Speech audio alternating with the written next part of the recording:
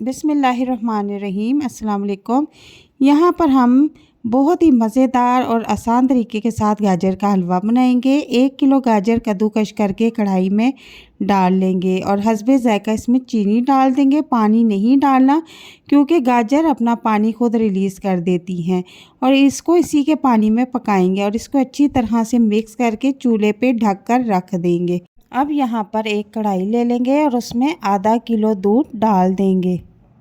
दूध को हमने हल्की आंच पर पकने के लिए छोड़ देना है। इस तरह का गिलास हर घर में मौजूद होता है, यही आपने एक गिलास ले लेना है। अब यहाँ पर हम 5 अंडे ले लेंगे और इनको अच्छी तरह से फेंट लेंगे। अंडे हम दूध में डाल देंगे और साथ साथ हम चम्मच भी चलाते रहेंगे ताकि ये बराबर से मिक्स हो जाए। और चूल्हे का फ्लेम हमने यहाँ पर नॉर्मल रखना है और अब इनको हल्की आंच पर पकने देना है और साथ साथ हम बीटर चलाते रहेंगे ताकि हमारा जो खोया है वो दानेदार बनकर रेडी हो। खोया बनाने के लिए दूध आप कोई सा भी ले सकते हैं, चाहे तो डब्बे का भी इस्तेमाल कर सकते हैं, चाहे तो आप खुला दूध भी इस्तेमाल कर सकते हैं। यहाँ पर देखें कि दूध खुश्क होना शुरू हो चुका है तो आपने चूल्हे का फ्लेम नॉर्मल ही रखना है और चम्मच आपने मुसलसल चलाते रहना है ताकि जो हमारा खोया बनकर रेडी हो रहा है वो नीचे ना लगे।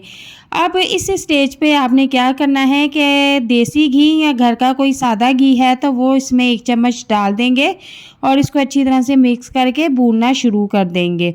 अब घी में हमने खोए को अच्छी तरह से मिक्स करके भूनना है और चूल्हे का फ्लेम आपने फुल नहीं करना वरना खोया सारा जल जाएगा और इसका टेस्ट बिल्कुल ख़राब हो जाएगा। तो हल्की आंच पर मैं इसको पका रही हूँ और चम्मच मैं मुसलसल चला रही हूँ।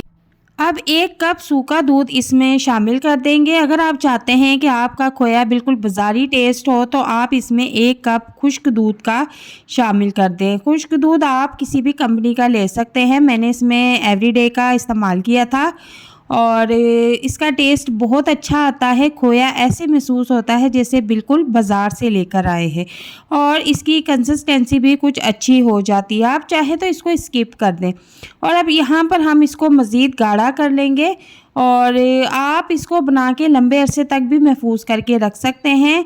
फ्रिज में आप इसको रखें, ये बिल्कुल भी ख़राब नहीं होगा और जब ज़रूरत हो आप इसको हस्बे ज़रूरत इस्तेमाल कर सकते हैं। तो यहाँ पर आप देखें कि ये काफ़ी गाढ़ा हो चुका है और अभी ये ठंडा होने पर मज़ीद गाढ़ा होगा तो मैं इसका चूल्हे का फ्लेम ऑफ़ कर देती हूँ और इसको चूल्हे से उतार लेती हूँ। तो मैंने इसे चूल्हे से उतार लिया है और इसको अब ठंडा होने के लिए छोड़ दूँगी और इसको अब मैं किसी प्लेट में निकाल लेती हूँ। तो आपने देखा होगा कि कितनी आसानी के साथ हमने 1 गिलास दूध से 1 किलो खोया बहुत ही आसानी के साथ बनाकर रख लिया।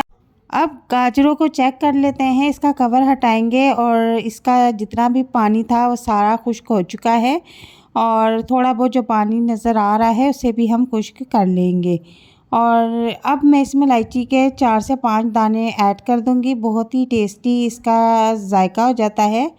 और अब इसके बाद इसमें हम देसी घी आधे कप के बराबर इसमें देसी घी ऐड कर देंगे। अगर आपके पास देसी घी अवेलेबल नहीं है तो आप घर का घी भी यूज़ कर सकते हैं। अब हमने खूब अच्छी तरह से इसको भूनना है और इसको हम जितना भूनेंगे ये तो उतना ही टेस्टी और मज़ेदार हलवा बनके रेडी होगा।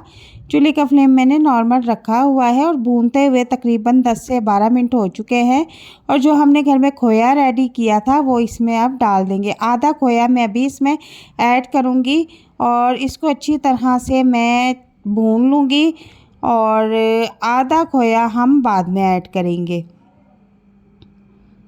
अब हमने इसको घी में खूब अच्छी तरह से भूनना है। बहुत ही टेस्टी और मज़ेदार हलवा बन के रेडी है और अगर आप इसमें खोए का इस्तेमाल नहीं करना चाहते तो आप ये ऑप्शन स्किप कर सकते हैं, लेकिन हमने जो घर में खोया रेडी किया है वो बाज़ार के खोए से बहुत ही अच्छा और मज़े का बन के रेडी हुआ है। उससे हलवे को 4 चांद लग जाते हैं और अब हलवा भी फ्राई करते हुए काफ़ी टाइम हो गया है और अब इसमें हम कुछ गिरी बादाम शामिल कर लेंगे। कुछ मैंने काजू, पिस्ता, चारों मगज़ और मूंगफली के दाने और बादाम ऐड किए हैं वो इसमें डाल देंगे। अब इसको अच्छी तरह से फिर से 3 से 4 मिनट तक भून लेंगे ताकि हमने जो इसमें गिरी बादाम शामिल किए हैं वो भी अच्छी तरह से फ्राई हो जाए।